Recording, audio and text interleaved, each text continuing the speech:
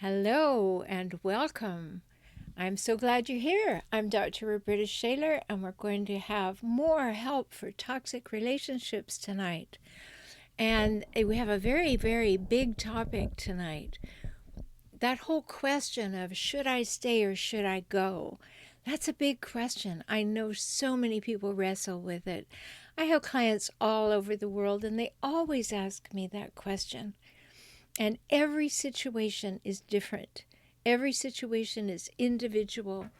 And I can't answer that question in general for anybody at all. But one thing for sure, I know that there's not a person in the world who deserves to be living with emotional abuse, physical abuse, spiritual abuse, financial abuse, sexual abuse, none of it, verbal abuse. No, that is not okay. Not okay on any level.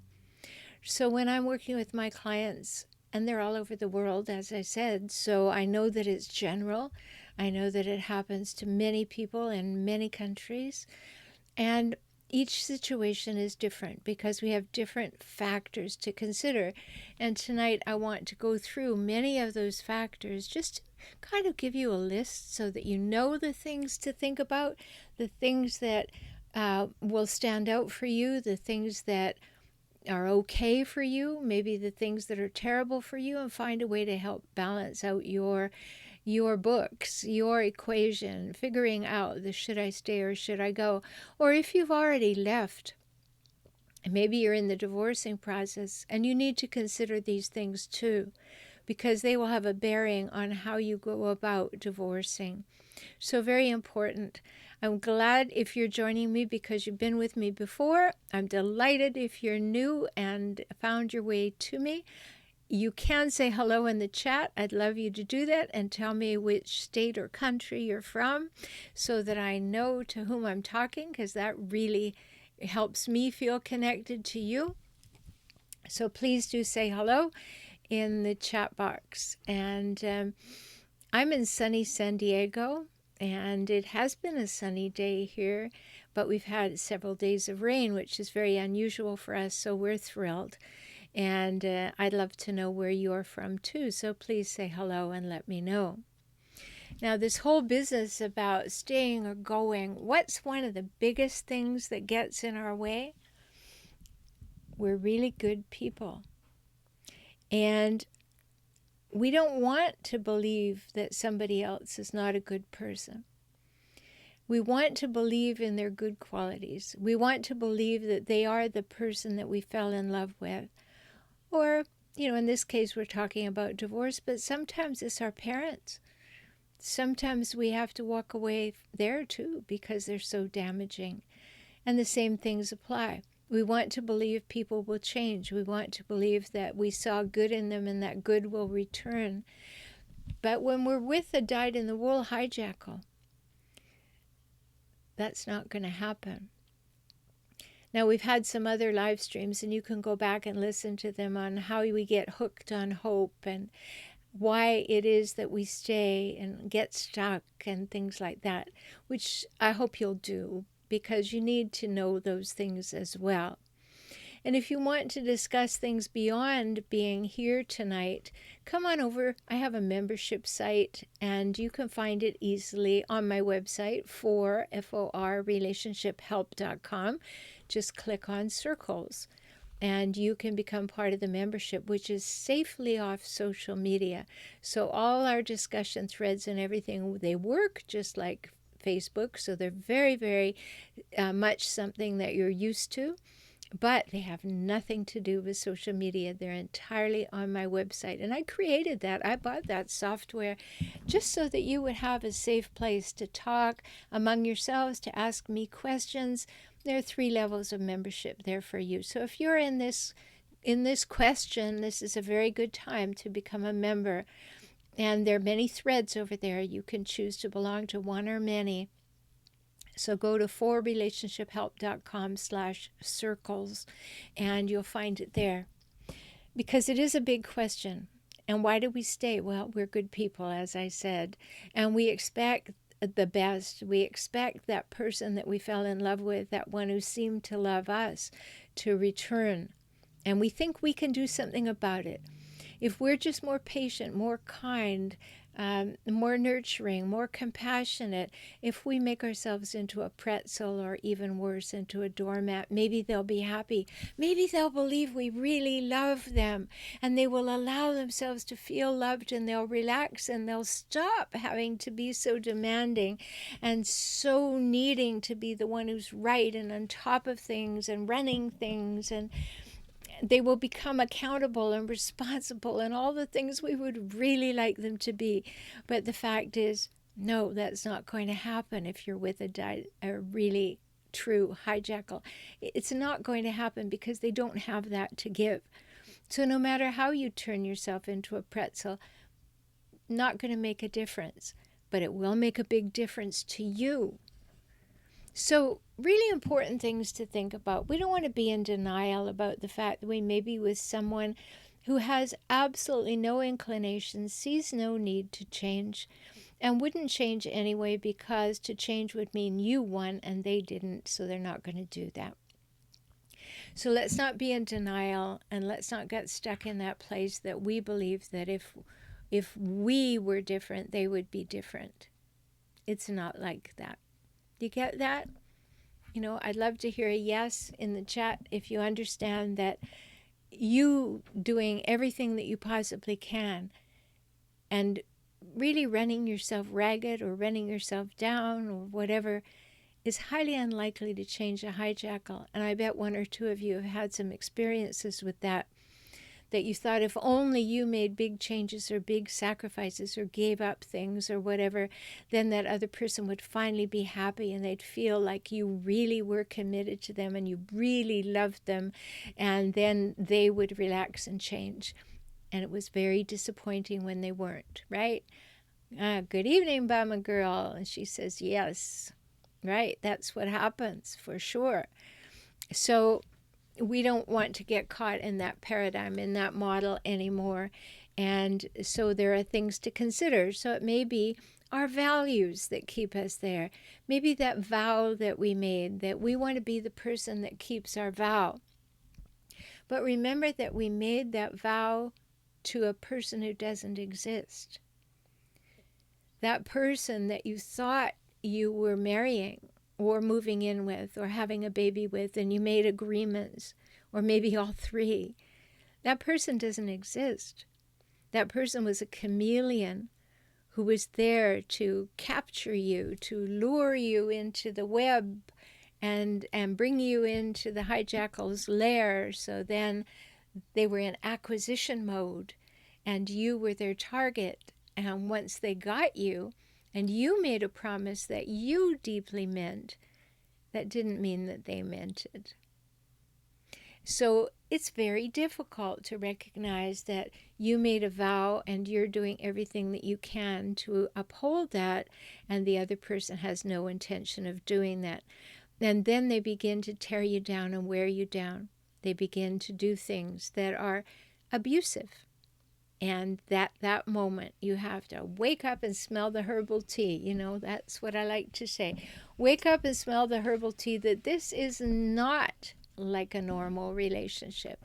It is very little like a normal relationship, and you have to have a different yardstick for it. So very important. So it could be your values and vows that are keeping you there. You want to be the person who believes. You want to be the person who loves. You want to be the person who does what you say you'll do. And that's admirable. Truly, that's admirable. However, it's not going to change anything. And as soon as there is abuse, at that moment you need to start setting boundaries and pulling away. Because you don't offer yourself up as a sacrificial lamb 1 second longer beyond realizing that you have been giving way too much for no return. So all the things that I'm going to talk about are things that can help you answer the question, should I go or should I stay? And I also have some other videos that are on my YouTube channel, so have a look around. And you'll find some others on that regard. So your values and your vows may be keeping you there. Anybody in that place where, but I promised. And I know it's really hard to say, but I promised it to somebody who doesn't exist. So therefore, we do not have this vow, we do not have this covenant, because the person I made it to is not the person I live with. And that can be very difficult, especially if you have deep spiritual values. And you may believe that you should keep doing what you should keep doing. Do you want your children in that situation? Now you have to think about things like that. So values and vows, another thing that may keep you there is money. One of the things a hijackal loves to do is get control of the money. Have you noticed that? I had a client once whose hijackal husband was very crafty. He knew she wasn't good with money. So he set her up to fail. He said, oh, you look after the money. You look after the money. And of course, she did a poor job. And she said she didn't want to do it, but she did it in order to be a team player. And she failed. And he berated her for that forever. But when he took the money back, then she was completely without. She had to beg for food money. And he would do mean things, like give her less than she needed every week or month. And then tell her, well, you don't manage very well, do you? You're not good at finances. And he would gaslight her into positions like that. And then she would say, no, the children need to eat. We need more money. And he'd say, go and ask your family. I mean, that's the kind of thing that happens with hijackals. And they will engage in financial abuse. Sadly, but they will engage in financial abuse. So you have to be looking at the money situation. So in the go or stay, you may have to plan for quite a while in order to know that you have that choice. And many of my clients, after they've made the decision, we work on the plan, how to do systematically the things you need to do to get ready to leave without being completely impoverished. Now, big caveat, if there's physical or sexual abuse going on, you may need to leave, or you may need to get the police to get this person out of your house, and do it.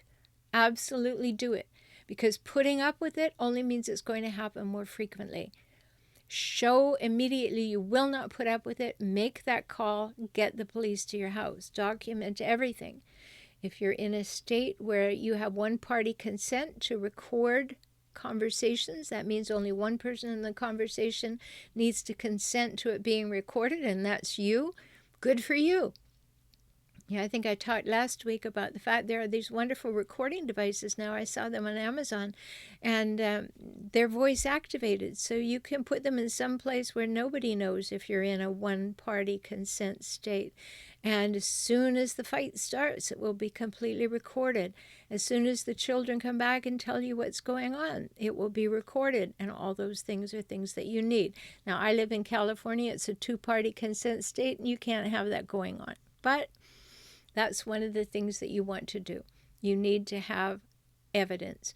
And money is one of the ways that they control you. So if you need help to do the preparation, once you have maybe need help to have the should I stay or should I go decision, then if you decide to go, there are certain things that you must do in order to be in the best possible shape to leave.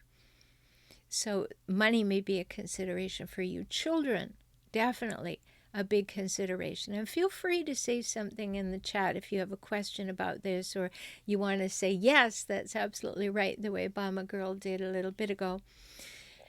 Children, ages of children, stages of children, very important, which is why I can never say to someone any blanket thing that you should always leave a hijackal.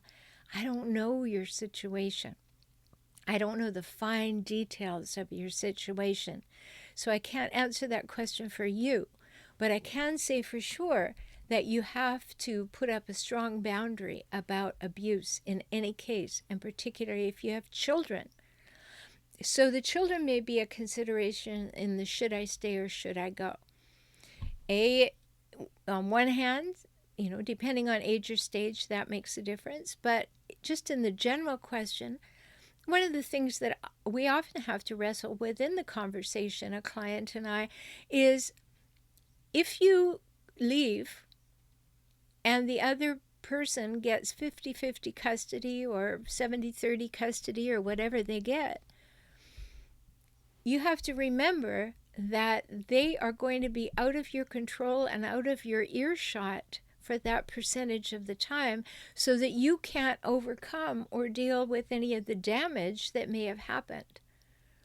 On the other hand, maybe the damage that's happening by having them in the home is way too much, and you need to at least be able to give your children some time without that. That's a decision only you can make, and it's best to make it in a very informed manner, which is why people come and work with me for that. So it may be the children. It may be assets. It may be that I've had situations where people have woken up and found that their name had been taken off a house or something, and you have to be sure to do everything that you can to get those assets in order.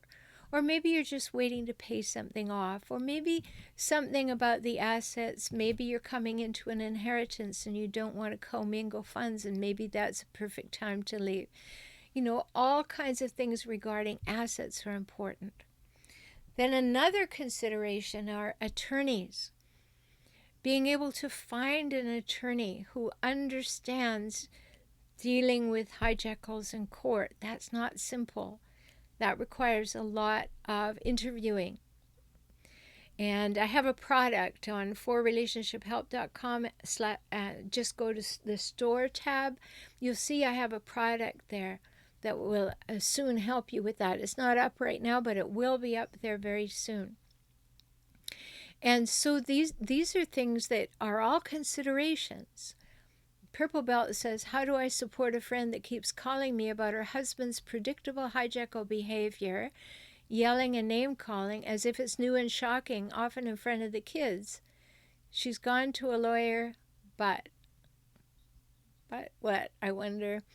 Okay, when you have somebody who repeatedly calls you and talks to you about the outrageous behavior of a presumably hijackal spouse, the great friendship in you may want to say, oh, ain't it awful, and he's doing you wrong. And the person may not want to hear any advice from you.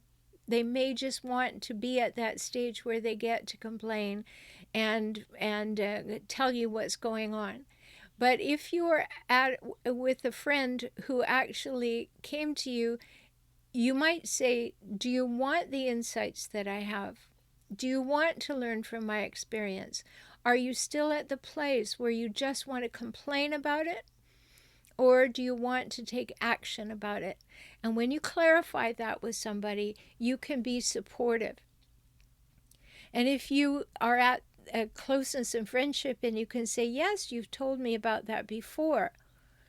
You know, you were saying this friend calls and she talks as though it's brand new and shocking. You may need to say to her, you know, we've had that conversation many times. Do you think it's time to take action? You know, what do you want for your children? Is this the model that you want for your children? And this is something everybody has to consider. When you are looking at should I stay or should I go, what is the model that your children are seeing? The model of how to be in a relationship and the model of how to be a person. You know, two parents, they're both modeling how to be. Do you want a hijackal as a model for your children? Right? No, you don't. But your children have that person's DNA along with yours. And so you have to be very careful and very wise about how you walk through this. Very careful and very wise. Because you have to negotiate this. You can never make the hijackal wrong in front of the children because they're 50% that DNA and they get very concerned. And they want to defend their parents because they need their parents. So there's lots of things to talk about with children with hijackals, and maybe we'll do that in another live stream soon. So Purple Belt said, yes, it's a good idea. Yes, I did say, does she remember this happens all the time? She doesn't want to remember it happens all the time is my best guess, right? because then she'd have to do something about it. And she feels like she doesn't know what to do about it, so she just keeps being in denial that this is brand new and it's different this time, and it'll probably never happen again. But as a good friend, you have to say, no, this is the 5th time. This is the 6th time. It's always the same complaint. Are you ready to take action? Do you need insights? What would it need for you to be able to entertain the idea of doing things differently or setting some boundaries? You begin to move into that conversation with her. And if she's adamantly in denial, then she'll just go use another friend to tell, and she won't come to you anymore. So take it slow if you want to keep up with that. Very, very important. Okay, so attorneys. Like I was saying, we need to have attorneys who understand how to deal with hijackals in court. Now, I've been doing this work for a very long time, and I can tell you that attorneys like business, right? So when you talk to them initially and you say, have you dealt with difficult people? Have you dealt with hijackals? Do you know what a hijackal is? Do you know what a person with a personality disorder behaves like? Have you dealt with those things? Many attorneys will say, of course, that's what we do all day. Everybody's difficult in court. You have to do much more due diligence than that. Much, much more. They have to understand the devious nature. They have to understand that the other person is going to manipulate and exploit and seduce the court, the attorneys, anybody that they can have within earshot in order to do what hijackals do best. Do you know what that is? Win. They need to win in the moment. They need to win in the circumstance. They need to win all the time. So that becomes very important. You need an attorney who understands that, and they will manipulate anything. They will lie about anything. They will misconstrue. They will use what we call emotional facts to win. Emotional facts are very troubling. That's when they say something like, well, because she's a bad parent, this, and this. They threw in an emotional fact. There's no evidence from reality you're a bad parent, but they threw in that emotional fact, something they have a feeling about, and they make it into a fact. You need to have an attorney who understands about those things, because that's not going to work. So should I stay or should I go? Well, you need to have a reliable attorney. If you're thinking about leaving, interview for attorneys. Find out what's available to you. It'll strengthen your position. The attorney can never say that you went there and had a free consultation to consider engaging them, but they can give you some insights into whether or not they have the goods that they can help you with this. So another thing to consider in the should I stay or should I go conversation is, do you have any support? Do you have family members who can help you? Do you have family support? Do you have friends? What do you have that will allow you to do this? What a hijackal loves to do is to cull you from your herd. They like to isolate you, get you off in a corner somewhere with no friends. They like to cut you off from your friends and your job and anything that's familiar, so you are dependent on them, and they can isolate you and have control and power over you, right? So in that situation, then you may not have any local family support. And then some of us had hijackal families. And we didn't really realize that until we started looking at what's going on in our primary relationship right now and found out, oh my goodness, they behave just like my mother or father. And that's a huge revelation. So sometimes it's really wise to work with someone like me when you realize that before you even make the leaving or staying decision, because you need to clean that up and clear that up so that you can have fresh eyes to look at what situation you're in and what you have available to you to do about it. Really, really important. Did any of you have a hijackal parent that therefore you went out and quite unconsciously got yourself a hijackal partner? And then you find yourself asking the question, what did I get myself into? This is so bad. And I would guess that most people who watch this video whether they watch it for themselves or someone else has that in their background, like, oh, yeah, that's the way they were treated as they were growing up. It's uncomfortably comfortable. It's familiar, and you kind of know that subconsciously when you meet these people. There's an energy that you sort of recognize, and then it gets worse and worse and worse. So sometimes when you get to hooking those things together, like I was treated like this by a parent, and now I'm with a partner who treats me like this, and then you have a double whammy, because then you have to figure out, I didn't like the parent, I don't like the partner, and it feels like a double loss. So that's a very big thing, right? A very big thing. And yes, Bomber Girl says yes, more than once. And this happens. I've had clients who have actually divorced 3, 4 hijackals, and maybe they were with several others in the meantime, because it's just a pattern that they know they don't like, but they don't see it. And that's why I wrote the free ebook, How to Spot a Hijackal. If you have any questions about it, or you want to share that book with anybody, just get them to go to hijackals.com. And you spell that hijackals.com. It's free. You'll immediately be able to download it and read it. And that can help a lot. I was working with a family not too long ago, and family members didn't want to believe what was going on with the parent, who was quite the hijackal. And so my client wanted some traction, so she said, just read this book and see if any of it makes sense to you. Unfortunately, it did.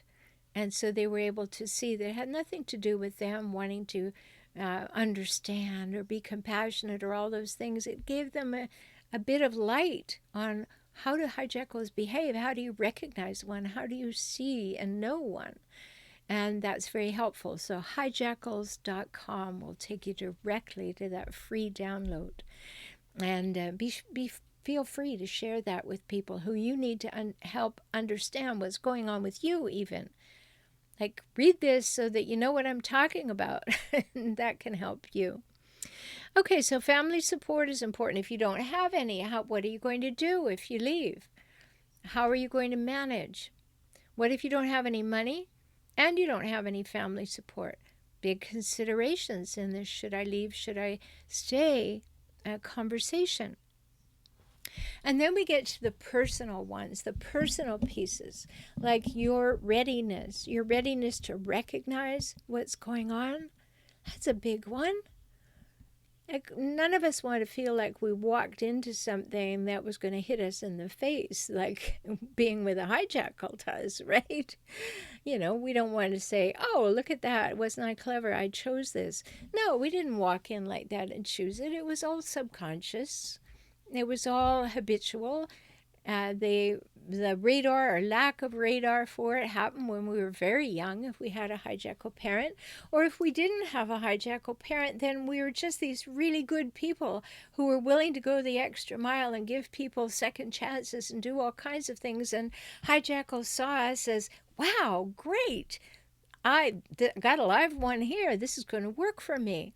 And then we keep giving them second chances and going the extra mile and compromising and putting up with and making excuses and rationalizations and justifications for their behavior. And then pretty soon there's nothing left of us.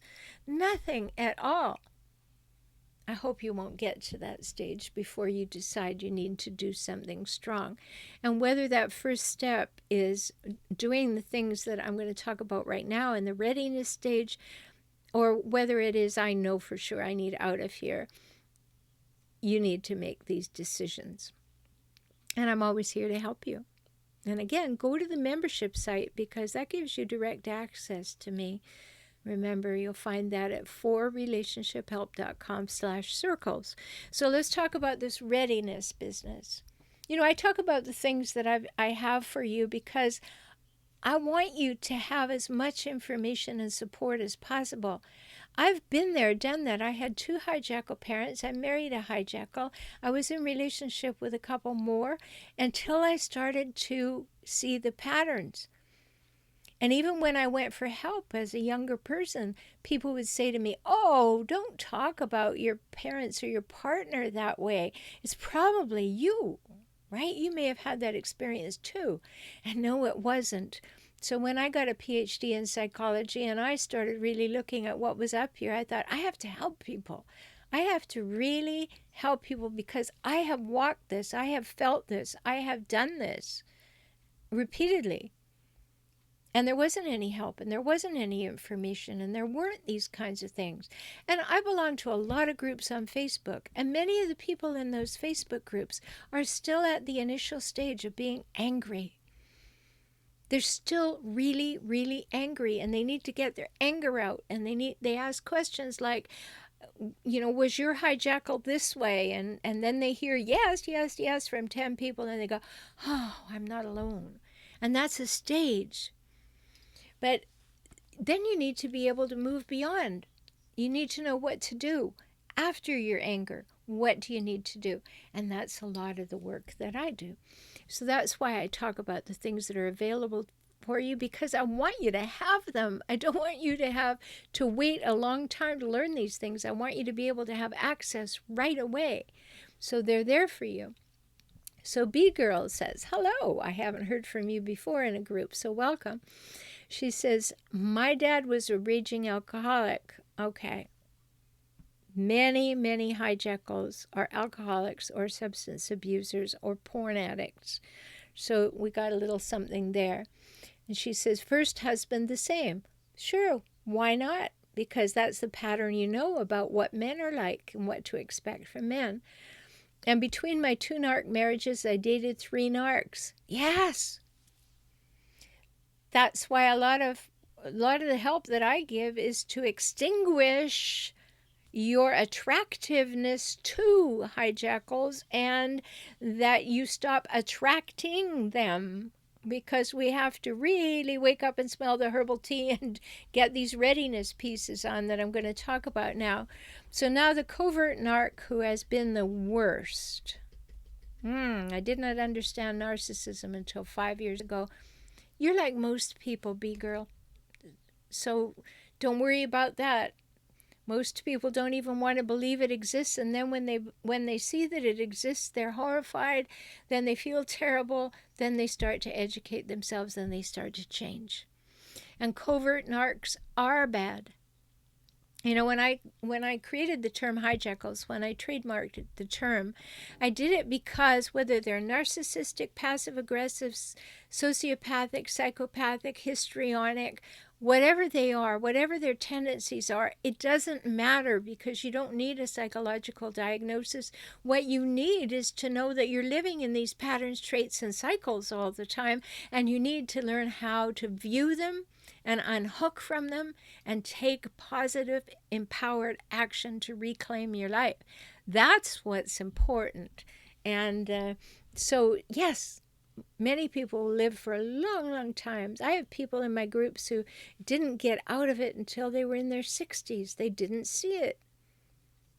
Of course, that has a lot to do with culture, because 50 years ago, if you complained about that kind of thing, you were told, oh, well, it's just the way marriages are. You made your bed, you lie in it. So we're not at this stage anymore. So that's why these things are very important. So let me talk about the readiness. You have to have a new mindset. A new mindset is very important. You have to see things differently, and you have to look at them differently. So being able to say, okay, I see it, and it's not okay with me. It's not okay with me at any level. Now what do I do? So there's the mindset. Then we need to have the skills. We may need to learn to communicate differently. We may need to learn to manage our own anger. We may need to recalibrate what we expect in a relationship. We may need to express ourselves in more neutral ways. When I wrote the book, and I've written 16 books, so there's lots of things there for you, but when I wrote the book Kaizen for Couples, this one, I put in there really good communication skills for any relationship. I put couples on the covers so that we have a target market, but this is about any healthy relationship. And in there you need really good skills in order to be able to speak authentically, to tell your truth without blaming and shaming and justifying and manipulating, all the things that hijackals do. And you may need some upgrade in your skills in order to find out if your relationship can be modified. And sometimes it can. Sometimes you're just in a pattern that you and your partner have gotten into, and it's got a little bit worse over time. And you can change those patterns. And you need to find out if you can do that by changing your skill level. And then you need to have strong boundaries, express them, and maintain them. Now, hijackals hate boundaries when you have them. They love to have them, but when you have them, they hate it. So when you start recognizing what your boundaries are and finding a neutral way to state them, the way I teach in Kaizen for couples, and you start practicing that, you then can calibrate whether there's any change. Sometimes, occasionally, not as often as we wish were true, we'll see some change that's enough in a relationship, enough to get by for a little longer, enough to say, all right, I can see that maybe there are some abilities to change and learn here with this person. And maybe that person isn't really a hijackal. Don't take that too seriously, because many times we like to minimize what hijackals do. But maybe that person isn't. Maybe they don't know another way to behave. I've certainly had couples come to work with me, and one partner would come because they said, I think I'm with a hijackal and I'll work with the partner. And the partner just doesn't know any other way to be. They don't have any other skills. And they're happy to learn some. But that's not common. But you can find that out when you do your readiness work. Am I ready to set boundaries? Do I know what my boundaries are? Do I know how to express them? What happens when I express them? Does the person listen at all? Do I have to set consequences with them? What do I have to do? Those things become very important, right? Have any of you tried to set boundaries with a hijackal? Send a little something in the chat here. How did it work? Were you successful? Did it strengthen your relationship, or did it make it more difficult? So boundaries are a big readiness test, and you need to have the skills to set them. B-Girl says, yes, his mask has been slipping over the past year. He hates my new boundaries. Hijackals hate boundaries. I've gotten really good at no and not caring what he thinks. So freeing. Good for you.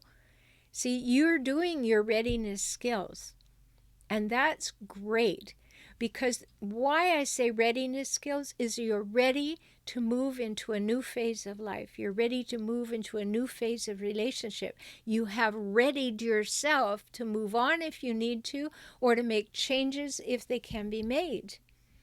And that's exactly what you're doing, B-Girl, which is great. Now, you also mentioned a covert narcissist. So let me just say something about that. If you don't know about covert hijackals, let me just tell you. Covert hijackals are the ones who play the victim. They want to pretend they're so humble. They want to lie low. They say things like, oh, well, I've never been allowed to do that. Or everything goes your way and I never get what I want. And they are these insidious people who want pity, and they come at it from a different point of view. We call them covert because they're not standing up and saying, I'm the greatest and I deserve this and all the things that overt hijackals do. They are covert. They're lying under there and they're doing all the little complaining and, oh, I don't matter and I've never mattered and nobody ever cares what I think. Now, some people are just passive and they're not covert hijackals, but a covert hijackal can be so very difficult to identify sometimes. And it's important to see that. So maybe another evening we'll talk about that if you like.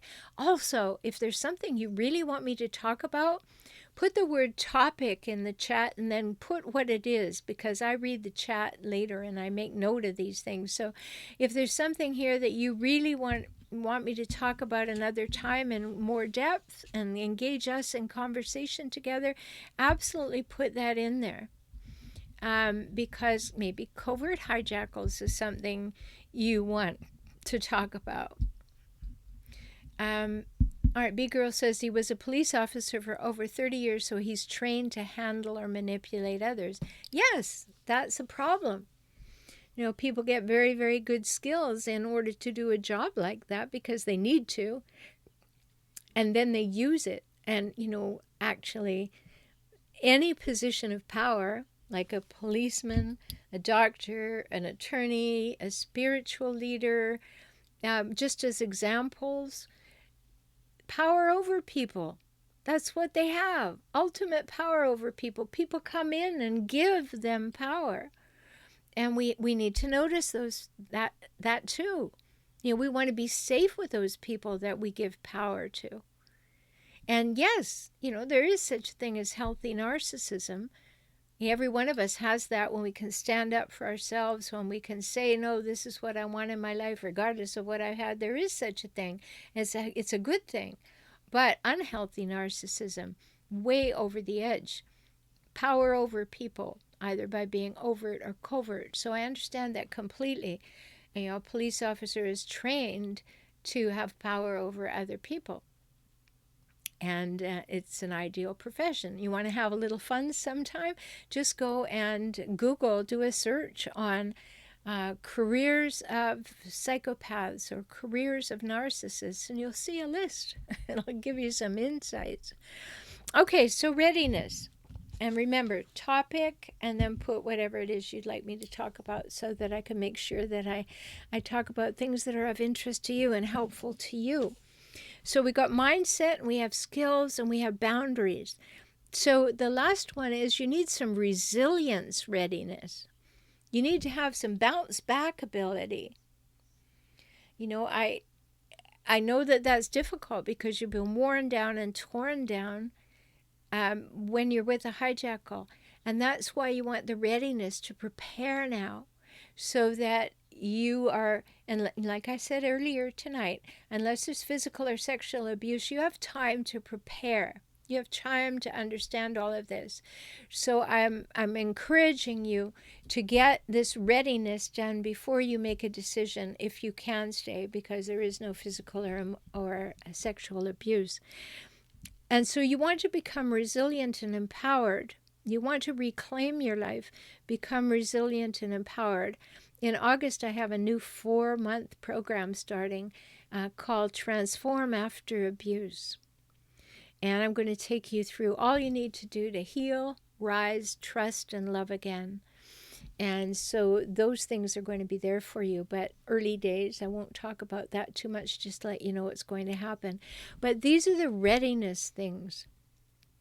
So you need to be working on becoming resilient, to be able to say, no, I can start again. No, things can be different. You know, all that wearing down and tearing down and putting down that a hijackal does in order to have control over you, we have to counteract that. You have to counteract that and believe that you deserve to have a good life where there is, as I talk about in Kaizen for Couples, where there is honesty, safety, trust, respect, and reliability. You got to have those 5 things. I call them the relational gifts. And if you don't have them within yourself, you don't have them to give to another human. And to be in a healthy relationship, you have to have honesty, safety, trust, respect, and reliability. So you need to be resilient within and have those 5 things. And you need to build them up, and that's part of your readiness. So Obama Girl said he tried to manipulate me, the last boundary that I put up. Of course he did. That's a way of life for hijackals. I held it. He got angry and left the house. Yay! Good for you for holding it up. Good for you.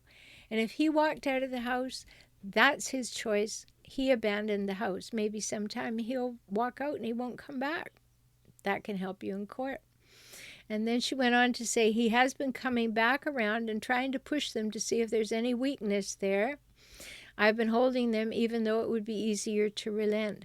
Good for you. You got it, girl. You understand what you need to do. There cannot be any wiggle room in boundaries. If you have a lot of wiggle room, then you're not going to set the boundary the way you set it. Boundaries are meant to be upheld. If somebody doesn't transgress your boundaries anymore, then you don't need to talk about it anymore. But boundaries are meant to be maintained. And if the person will not honor your boundaries, then you have to look at it again and say, what am I going to do about this?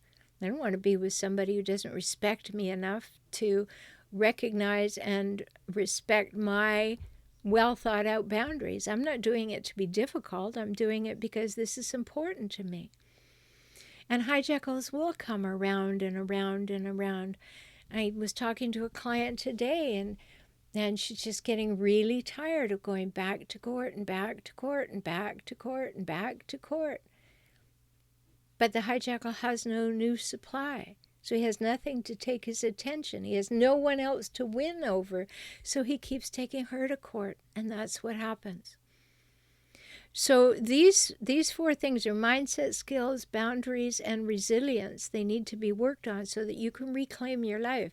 And then when you're making your decision to stay or to go, you know that you're empowered to move on, and you do your preparation. There are many, many things that you can do to prepare to leave. So if you possibly can do them, you want to go through that program. There's just boundaries have helped me take my power back. I don't feel weak like I used to. Great. And every one of us needs to have strong boundaries.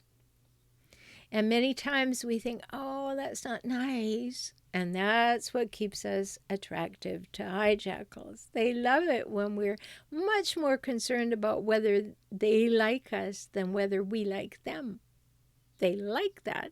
That's really important. So, as I said earlier, no one can give you blanket advice, that you should always leave and you should always leave immediately and as soon as you learn. Yes, sometimes you need to. It all depends on all these factors. And I'll just go over them again. There is denial. There's your beliefs. There's your values. There's your vows. There's your money. There's your kids. There's your asset. There's finding an attorney. There's whether or not you have family support. And they are your readiness factors, mindset, skills, boundaries, resilience, all very, very important. So I don't see anybody putting up a topic here that they would like me to discuss on another live stream, which would be really helpful to me if you did that, because I want to meet your needs and your needs for information. But also, we have 10 minutes left, and if you have a question now on any of this or a comment to make, now is the time. Because it's a big question. Should I stay or should I go? And you may have people that you know who are in this question. Feel free to share the link to this video with them, because it can be very, very helpful for them too. Invite them to come along on a Monday evening. This happens every Monday evening at 6 p.m. Pacific time. And I really encourage you to think of your questions and bring them along. I publish the topic every Monday morning, and if you've subscribed, which you can do right down there with the little bell, you can get a notification of every week. So you want to subscribe to my channel, and then you want to hit the little bell and make sure you get notifications of this live stream so you won't forget, it won't go by. And the whole idea of my doing this is to give you what it is that you need, what you need to hear about, or what you're wondering about, or what would be helpful to you. Now, I have lots of things I can talk about, but I'd much rather talk about the ones that are top of mind for you. So please feel free to do that. Frolicking Elf says, hello. Hijackals and healing codependence during arguments, how to hold strong. Great topic. I'd love to talk about that. Because the last thing a hijackal wants you to do is to hold, right? They want you to fold, and they want you to fold as soon as possible. So I will certainly take that topic under consideration, because, hijackals like it when you're compliant. Now, know something. No matter how compliant you are, they're going to want more compliance. There's always going to be a fight. There's always going to be a power struggle. And when you do go to court with them, every time you think it's over, they take you to court again because they found something other that they want to win over. And until they get new supply, you will be it. You need to know that about that. Frolicking Elf says, former people pleaser here. I'm relishing the power of saying no thanks. Yes, isn't it an interesting thing in our society? You know, back in the day when Tupperware parties were a big deal, I remember people always used to invite me, and I don't care for that. And besides that, I don't understand if Tupperware is supposed to last a lifetime, why you need to go to so many parties, because obviously you have some. But I remember that, you know, being able to say, oh, thank you so much for inviting me. No, I don't want to go to a Tupperware party. It got easier and easier for me, but for other people, they would say, oh, I keep getting these invitations to Tupperware parties. And I'd say, why don't you say no? Oh, well, I don't want to offend anybody. Yo, you're offending yourself. Is that okay? So I absolutely agree with you, Frolicking Elf, that once you learn to say no thanks, or just plain no, life can get a lot more simplified. That's great. And B-Girl says, currently trying to decide if I should focus on my attachment style in relationships or just working on my exit strategy. What are your thoughts? Ooh, that's a big question. If you mean your attachment style, do you have an anxious attachment style? Do you have a secure attachment style? Are you really talking about attachment theory, or are you talking about looking at your past and how you became attached to people? I'm not sure exactly what you mean by focusing on your attachment style.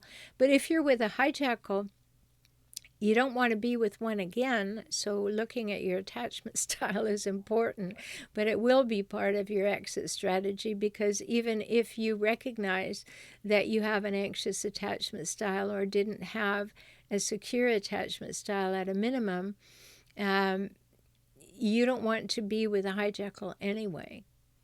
So you may be able to make some differences if you use some of the things that I was talking about today, more different skills, different mindset, setting boundaries and all. But if you're hoping that the hijackal will change because you look at your attachment differently, they won't. You may experience them a little differently, but they're still going to be them. So it may be important for you. It was in the past more so. Okay. Well, I really advise people to look at each individual relationship with new eyes, not to bring what happened in the past into the new one in terms of romantic relationships. But I do make it very clear that we should look at patterns. And many of the patterns that we have in our relationships came from patterns we had when we were young. Bomba Girl says, and tell me if that's enough or if you want more information, B-Girl. Bomba Girl says, have you done a topic on learning self-care for helping with recovering from a hijackal relationship? Not recently, but I'd be very happy to do that. You're welcome, B-Girl. We do need to have great self-care when we're in a relationship with a hijackal. That's one of the things that we need to really ramp up. And then we need to be very good to ourselves when we're recovering. And we probably need new patterns, which should start before you ever leave them. So certainly we'll talk about that as well. So there's a couple of really good topics. Maybe B-Girl, it might be of interest to you if I were talking about attachment styles. So maybe that's also something that we could put on the list. So we've got covert narcissist attachment styles, healing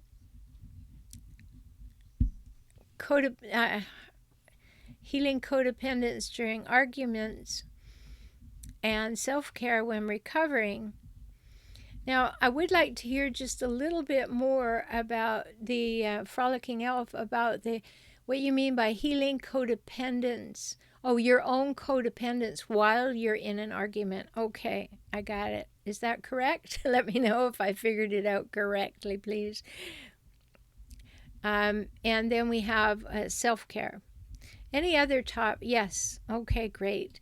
And self-care when recovering. Any other topics? Any other questions? Okay, well, I'm so glad to see some new people here, and I'm always glad to see the regular people here. And do invite your friends. And always within a couple of hours, usually, this is available for replay. So if there's something that you really wish you'd heard, you can always go back and replay it. And you can share the link with your friends so that they can do it. A great thing to do is, if you find value in something like that, is pop it on your Facebook, on your social media. Tell people that you found value here, and then you can share it with them that way, and they don't have to go find it for themselves. Frolicking Elf says, thank you so much for all you do. I've been gobbling up your videos and interviews. Great. I'm glad you do that. Remember, too, I have 2 podcasts. One of them is called Emotional Savvy, the Relationship Help Show. The other is called Save Your Sanity. And that's about handling hijackals and toxic relationships, of course. And they're available wherever you like to get your podcasts. And if you want to get them directly from my website, go to forrelationshiphelp.com/podcasts. You'll find it there. So great evening. I hope this was valuable information for you. I'd love to hear from you and how you use this information. So you can always communicate with me on my Facebook page. Just go to facebook.com/relationshiphelpdoctor. You can join me there and ask your questions. So facebook.com/relationshiphelpdoctor. So glad. Bomba Girl says, me too. I listen to your videos on my way to work. Great. Great. That's why I do them. I want you to have the most information and encouragement you can possibly have. Same with my podcast. So I'll look forward to talking with you again, and hopefully next Monday we'll be together. In the meantime, be strong, have good boundaries. Remember that you are valuable, you matter, and treat yourself that way. And remember, you don't want to be in a relationship where there isn't safety, honesty, trust, respect, and reliability, or no hope of building those. So until we talk again, take good care.